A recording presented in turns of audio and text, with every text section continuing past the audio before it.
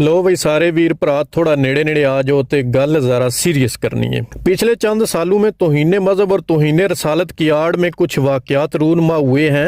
इनकी समरी कुछ यूं है। पेशावर यूनिवर्सिटी में कानून को हाथ में लेते हुए एक नौजवान को ये कहकर कत्ल कर दिया जाता है कि इसने तौहीन मजहब की है।